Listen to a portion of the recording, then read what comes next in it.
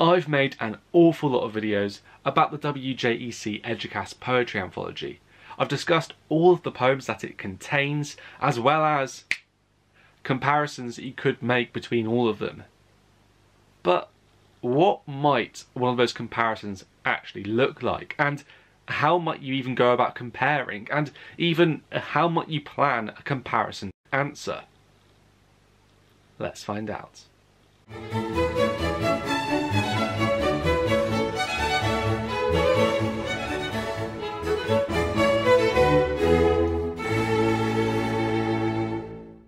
How's it going, Revision Squad? It's me, Liam, aka Mr. Knight, aka Dystopia Junkie, and here I am with another video about comparing poems.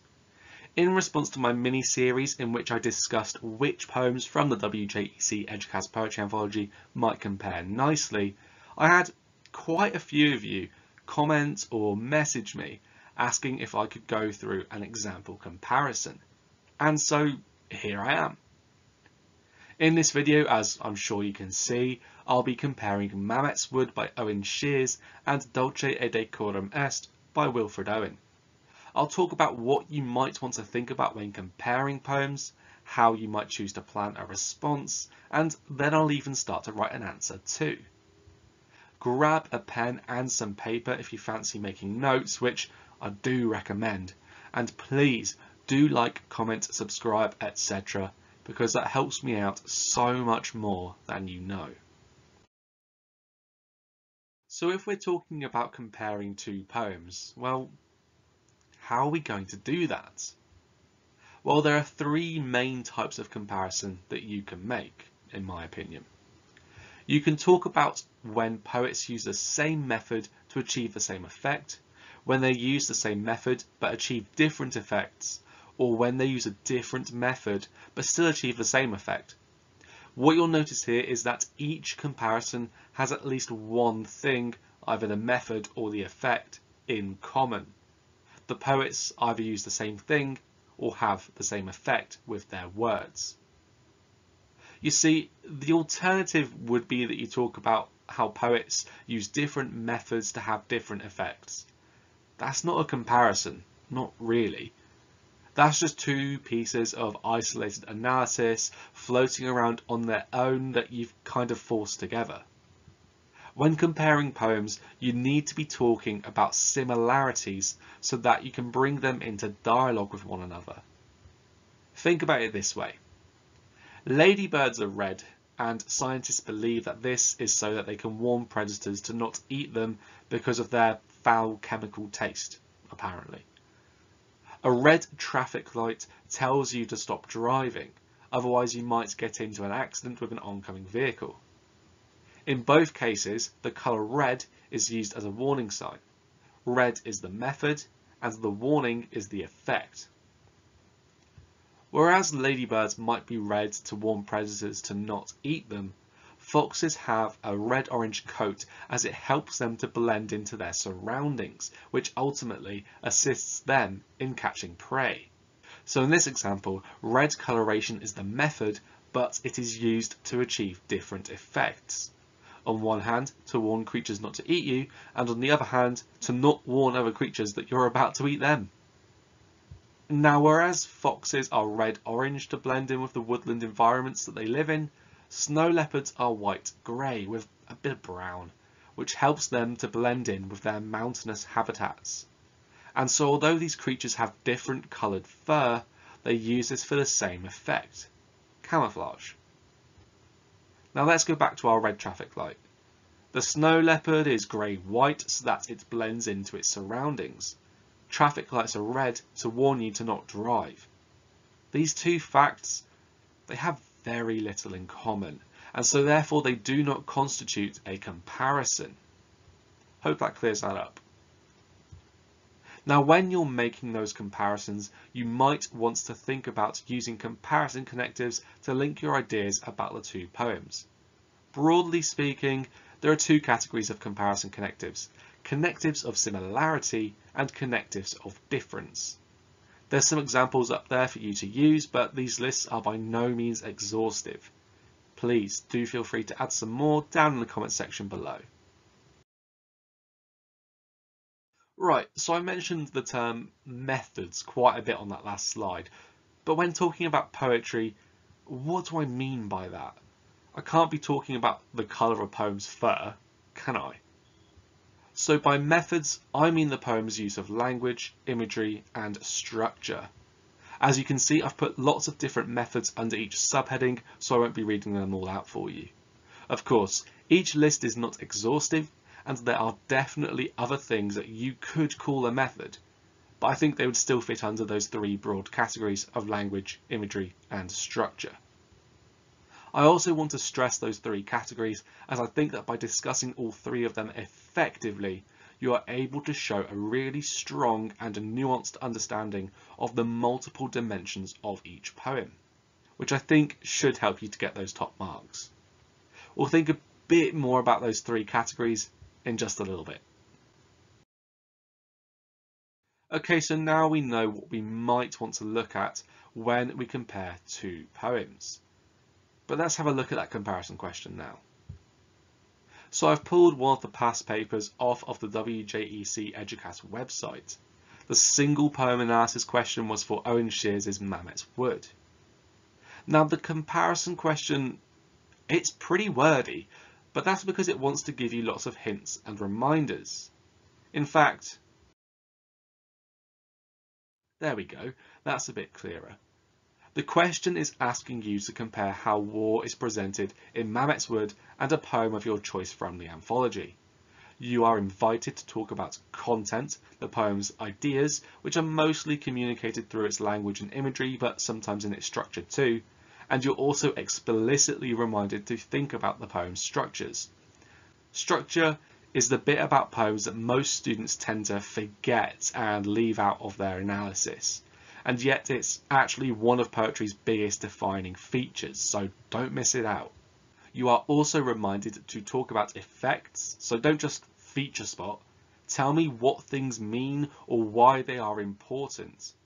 And you're also asked to use appropriate terminology, that specialist English vocab. And finally, context, the historical, political, cultural and social backgrounds for a poem. And so actually, we can use the question to write ourselves a little checklist of things we need to do when writing our comparative response. We need to make explicit comparisons that are relevant to the theme of war. We need to do this in reference to Mametz Wood and one other poem, and only one other poem. We need to talk about the content of those two poems, their structures and their effects, and use terminology throughout our response, and make sure we're using the contexts of the poems to explain our ideas too. This last bullet point is super important. Context is worth a third of the marks, so please don't forget it. Now before we get to planning our main points and discussing precisely how war is presented in both poems, I think it's worth our time thinking generally about each poem. If you've watched my previous analyses of the anthology poems, which you should probably go and do if you haven't done, you'll know that I'm a big fan of looking at a poem's meaning, mood and motivation. If you're able to discuss these succinctly, they lend themselves quite nicely to introduction writing. Now I'm not going to read the meaning, mood and motivation out in full, as they're quite long at the moment. So let's condense that down and summarise it instead. In short, you could say that Owen Sheers uses his perspective as a Welsh poet living in the 21st century to write a sad, reflective poem in order to commemorate the sacrifices made by the 38th Welsh Division during the Battle of the Somme. And here are my ideas about the meaning, mood and motivation for Dulce et Decorum Est. Now, I chose to compare Mametz with Dulce because although they are both clearly war poems, meaning, hey, I'm on task for the exam question, the poets come at them from different angles, which I think will lend to quite a nice comparison. These poems have enough in common to make them easy to compare, but differ significantly in some areas, which will allow me to make some more interesting points. To summarise the meaning, mood and motivation for Wilfred Owen's poem, I might say the following. Drawing upon his lived experiences, Wilfred Owen depicts the horrors of a chlorine gas attack in order to reject the pro-war sentiment that abounded in British propaganda during World War I. In fact, it sounds like we've got two relatively short and snappy sentences that they might, work together. Hang on. So, those summaries of the meaning, mood and motivation for our two poems have been reworked slightly and combined. As such, we've now got this mini paragraph. Whereas Owen Sheers uses his perspective as a Welsh poet living in the 21st century to look back and write Mametz Wood, a sad, reflective elegy that commemorates the sacrifices made by the 38th Welsh Division during the Battle of the Somme, Wilfred Owen instead drew upon his lived experiences to show the horrors of war. In his poem Dulce et Decorum Est, Owen depicts the outright carnage of a chlorine gas attack so that he may reject the pro-war sentiment that abounded in British propaganda during World War I. As such, both poems present war with an incredibly negative tone. As you can see, I've not done loads of super detailed analysis in this paragraph. That's because it's going to be my essay's introduction, the bit of the essay that sets out my general argument and makes my view clear. This introduction begins to compare, as evidenced by whereas, instead, and in the final sentence, both poems. Hopefully it's pretty clear where I've mentioned war, and by explicitly naming both poems and their poets, it is clear which two poems I will be talking about. In summarising the poems, as seen in Sacrifices Made By and Chlorine Gas Attack, I've shown an understanding of the story of each poem, although I've not done much in the way of analysis. I've not really touched upon structure, although by calling Mametz Wood an elegy, I have started to show an awareness of form. It is hard for me to discuss effects without completing any analysis, but my use of evaluative and analytical verbs, commemorates and reject, does as much analysis as possible in an introduction, I think. There's little in the way of terminology here. Again, it's tricky to do that without analysing, although elegy would count, as might the word tone. I've also shown off my contextual knowledge in this introduction, as I have stated that Sheers is modern and Welsh and is looking back in time to a specific group of World War I soldiers, and I've also shown that I know that Wilfred Owen was a soldier who experienced a chlorine gas attack in the same war. So I'd say, so far, I've done a pretty good job, but now that I've written my introduction, what am I going to include in the main body of my essay? Right, so what could I say about the presentation of war in Mametz Wood? Well, I've had a quick think. I've got a few different ideas. You see, I could talk about how this poem has a very poor opinion of war, as evidenced by the negative tone created in the poem's first stanza, in the phrase wasted young, a tone which is maintained then throughout the poem. I could say that the image 20 soldiers buried in one long grave shows that the soldiers were cared for, because someone had to pay them this respect. I could focus on the images of fragility that are littered all throughout the poem, such as a chit of bone, which show just how destructive war is. I could analyse the long sentences and use of enjambment in this poem, the effect of which is that a slow pace and mournful air are created, making this poem an elegy. This tells us that war is sad, or at least that Sheers thinks so. The oxymoronic image nesting machine gun is something that I might want to discuss, because placing an object of death, the machine gun, in the position of a chick in a nest, an image of new life, well, that image of new life is subverted and corrupted, perhaps showing that things don't always make sense in war.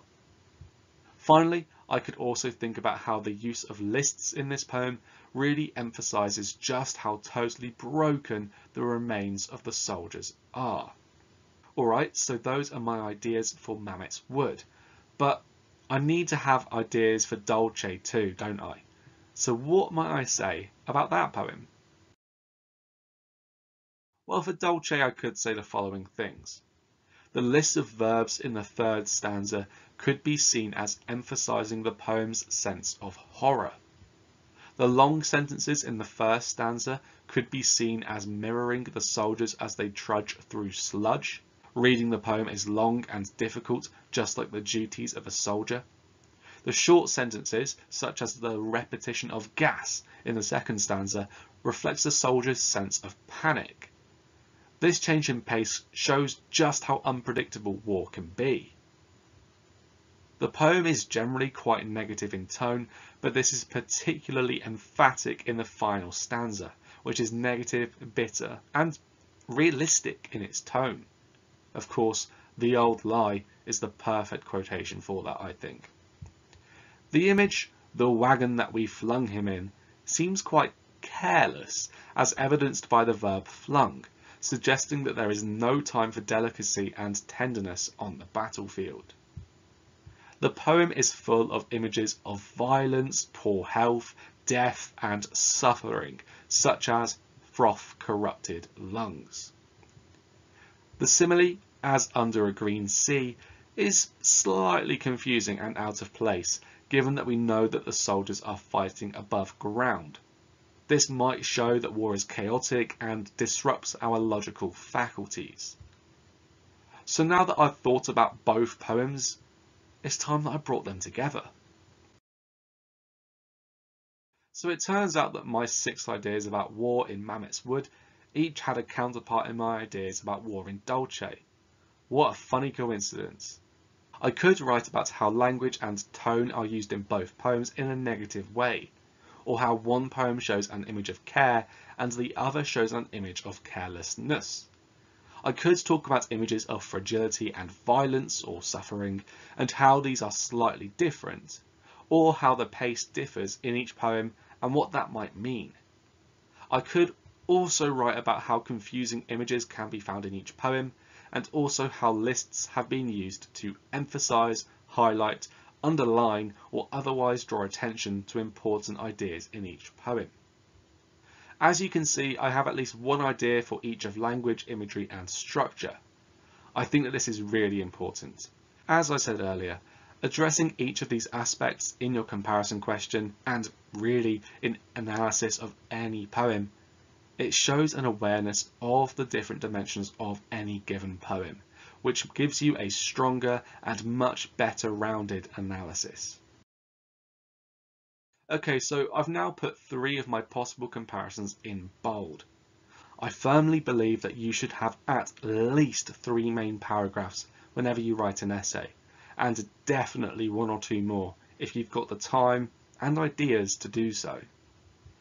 You'll also notice that I have chosen 1 idea pertaining to language, 1 to imagery, and 1 to structure. It's all about having that balance that I've mentioned a couple of times already in this video. A quick essay plan is now in order, just to flesh out those comparisons a little bit more and give our overall argument a more defined shape. So what might I plan to write for each paragraph?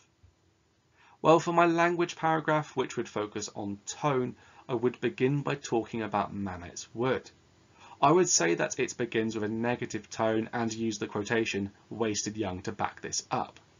I would write that the effect of this is that it allows Sheers to establish at the very beginning of the poem that the soldier's losses were unnecessary, using the hindsight afforded to him as a contemporary writer to criticise war. I would then move on to Dulce and discuss that although it begins with a negative tone, as seen in phrases like bent double, cursed, and haunting, this becomes all the more bitter and critical in the final stanza, as evidenced by "the old lie," as the terror and devastation of war has unfolded. What I would conclude by writing then is that whereas both poems use negative tones, the tone of Dulce is perhaps more explicitly critical and bitter than the tone in Mametz Wood, precisely because Wilfred Owen had actually lived through the war. For him, the horrors of war that both poets criticise were all the more real. For my second paragraph, which would examine the images of fragility and suffering across the two poems, I would start by analysing the images of fragility in Mametz Wood, as typified by the image chit of bone. I would suggest that by using these images, Sheers is highlighting just how destructive war can be, and by focusing on the remains of the soldiers, they are dehumanised, which creates a sense of distance that is perhaps understandable, given Sheers' historical distance from these soldiers, and the fact that the 38th Welsh Division are an otherwise forgotten group. I would then discuss Dulce et Decorum Est. I would argue that the images of suffering that litter Owen's poem, such as White Eyes Writhing, similarly emphasise the inherent violence of war, and that the vividly haunting imagery could be indicative of the poet's shell shock. This is where a key difference lies in the two poems' use of imagery. By showing someone die, rather than just their remains, Wilfred Owen creates more explicitly horrifying imagery in his poem. Again, this is because he is able to draw upon lived experiences that Sheers possibly cannot imagine. Only someone who has truly experienced the horrors of war is able to depict the enormous suffering that it entails. And there is my plan for what I might write in a paragraph that focuses on the structures of the poems, specifically how enjambment and caesura are used to affect the pace, or rhythm, and how this adds to the depiction of war in each poem. Now, I could sit here and talk you through the entire plan for this paragraph, or I could actually, show you the paragraph instead. So, what might my structure paragraph actually look like? Alright, so my paragraph about structure and war might sound something like this. In Mametz Wood, Sheers' frequent use of enjambment, as seen in the phrase "the blown and broken," slows down the poem's rhythm, which is only added to by the generally long sentences that form the poem. In doing this, a mournful and ponderous air is added, creating an elegy that allows Sheers to respect his compatriots and acknowledge the sacrifices made by soldiers in World War I. Here, Sheers might be trying to impart on his readers the idea that war and its inevitable losses is inherently sad.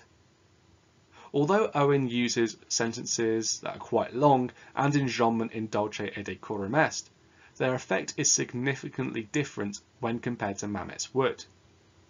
Initially, the long sentences and enjambment, as seen in the poem's first 4 lines, which consist of a single sentence, also create a slow rhythm, reflecting the arduousness of marching across a battlefield, something Wilfred Owen would have been all too familiar with. However, the later use of caesura, gas, gas, breaks up this monotony as a sudden and dramatic gas attack strikes the soldiers. Overall, the rhythm of Dulce et Decorum Est is shifting, ever-changing, and chaotic, which may have been Owen's way of mirroring the unpredictability of war, a message he may have wanted to convey to combat the pro-war propaganda of the time. Overall, the way that Sheers and Owen use enjambment to influence the rhythm of their poems is reflective of their historical distances from war. Sheers, a contemporary writer, is only able to look back and reflect and mourn, whereas Owen is able to depict war in all of its chaos, unpredictability, and terror. Now we've got our checklist from earlier on the right hand side of the slide. Does this paragraph hit all of those objectives? So my most obviously comparative moments are now in bold. I like to sandwich in some comparison after I've discussed one poem and before I've analysed the second one, as I think that creates a smoother transition and clearly shows your examiner that you are comparing the poems. I also like to pop in some explicit comparison at the end of my paragraph because it allows me to wrap up my ideas with a comparative note, whilst also taking my analysis of each poem to an even higher level by discussing how and why effects might differ. Text in red is text that I feel is clearly related to the topic of war. As you can see, there's loads of it, and so any examiner should be able to see that this response is staying on task. Underlined sections of this response are focused on Mametz Wood, and those in italics are looking at Dulce. Sections that are both underlined and italicised talk about both poems. I think it's pretty clear to see then that this poem discusses the two poems roughly the same amount, and that it only talks about two poems. So I've stayed on task. Well done me. In green are the parts where I feel that this answer shows an understanding of the content of the poems, which is basically another way of saying that I'm showing that I know what happens in them. Structure? You want to know where I talk about structure in this paragraph? Well, basically everywhere. In purple are places where I have discussed the effects of the poet's choices in their poems. As you can see, there's an awful lot of it, despite me only making a small handful of points. This means that my discussion of effects, my analysis, is very deep and explorative, which is the key to getting those top grades. In italics, I've now put anywhere I think I've used subject terminology, that specialist vocabulary that you generally only use in English. As you can see, I've used a couple of terms a few different times, and so although my variety of terminology isn't that broad in this paragraph, you have to bear in mind that the two other paragraphs I had planned would have significantly increased this diversity. You don't always need to cram in loads of terminology in one paragraph. You can spread it out over the course of an entire essay. And finally, the blue text indicates where I have made reference to the various contexts of each poem. I have tried to keep my use of context relevant to the analysis, so rather than throwing in everything I know about the two poets, I have only used the stuff that it makes sense for me to include.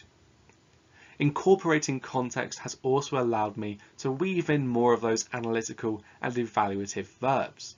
Using these different verb types immediately results in higher order thinking, which means higher order analysis and therefore the top marks. If you're not sure what I mean by analytical and evaluative verbs, I already have a video about using them, so make sure you check it out. So let's pretend that I wrote that introduction from earlier on in the video and also the 3 paragraphs that I had planned too. How might I now wrap up this comparative essay? You see, I can't just repeat the same thing from my introduction and say that the poets draw upon their relationships with war in order to present it negatively. My conclusion has to be a development from this, a development that I have reached over the course of my essay. Because of that, I need to have a look at the mini conclusions of my 3 main paragraphs, which were represented by the final bullet point for each paragraph in my essay plan, which I have now, as you can see, included on screen. What I notice is that I'm generally saying that Wilfred Owen's depiction of war is more strongly negative than Owen Sheers' depiction. So I might start up with something a little like this. To conclude, although it is apparent that both Sheers and Owen present war in an incredibly negative light, Owen's use of tone, imagery and enjambment clearly demonise war in a way that Sheers' poem does not. This conclusion is evaluative. It's weighed up which poem presents war more strongly. And that's alright, there's nothing wrong with it, but we can still make it better. You see, we can still make a quick yet really important comparison that I think will end our essay in a really poignant way. These poets were writing almost a century apart from each other, and although their poems do differ in the negative portrayals of war that they include, it is important to recognise that they're both still very negative. The idea that war is bad has not changed.